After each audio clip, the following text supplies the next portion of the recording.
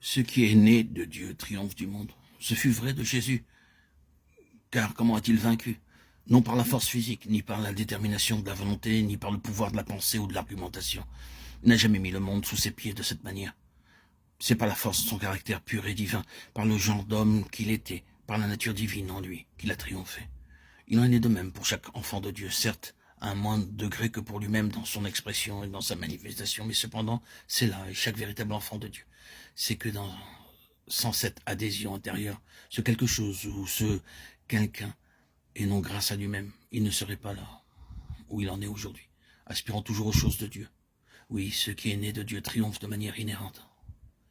Ensuite, bien sûr, il y a inévitablement cet antagonisme. Il n'a pas tardé à se manifester sitôt après la naissance du Seigneur Jésus. Le royaume de Satan savait qui il était et ce qu'il signifiait. Ce royaume avait beaucoup de moyens et de puissants instruments dans sa main, et Hérode en était un. Nous ne savons pas ce qui s'est passé durant les 30 années écoulées de son enfance jusqu'à ce qu'il soit plus âgé. Il n'aurait pas été surprenant d'apprendre ce qu'il avait eu, s'il y avait eu ces récits qu'il avait souvent échappé belle. Toutefois, nous savons que dès sa sortie du Jourdain, dès son onction pour accomplir cette œuvre, pour amener les autres brebis et conduire d'autres fils à la gloire, tout l'enfer était à ses trousses. Où qu'il aille, l'atmosphère était pesante à cause de cet antagonisme.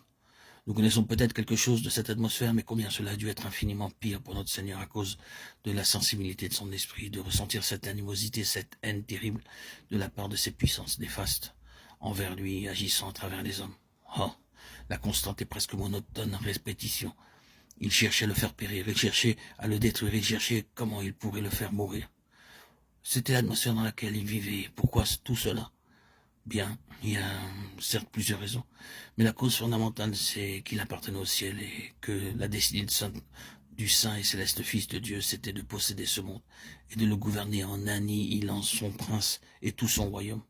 Et les démons savaient cela. Ils disaient, je sais qui tu es, le saint de Dieu. Marc 1, 24. Et ils connaissaient ceux qui sont saints dans ce sens-là. Et il y a un antagonisme inévitable dans le royaume spirituel. Souvent, il ne peut pas être démontré de manière physique, matériellement ou lié à une cause temporelle, ni aux personnes. C'est uniquement là, dans l'air. Nous connaissons quelque chose de cet antagonisme spirituel que le chrétien doit rencontrer dans ce monde, se manifestant sans provocation délibérée, par des paroles ou des actions concrètes. Quand vous êtes né de nouveau, d'une manière ou d'une autre, vous êtes conscient que vous êtes une femme ou un homme marqué. C'est pourquoi Jean dit à l'égard de ceux qui sont nés de Dieu, si le monde ne nous conduit pas, c'est qu'il ne l'a pas connu. 1 Jean 3, 1. Il ne nous connaît pas. Il y a une profonde signification dans se connaître. Ce n'est pas seulement avoir conscience de ce que nous sommes ou de savoir que nous sommes. Il est incapable de nous situer, d'expliquer ce que nous sommes, qui nous sommes et d'où nous venons. Pour le monde, il y a quelque chose en nous qui est énigmatique et qui constitue une opposition.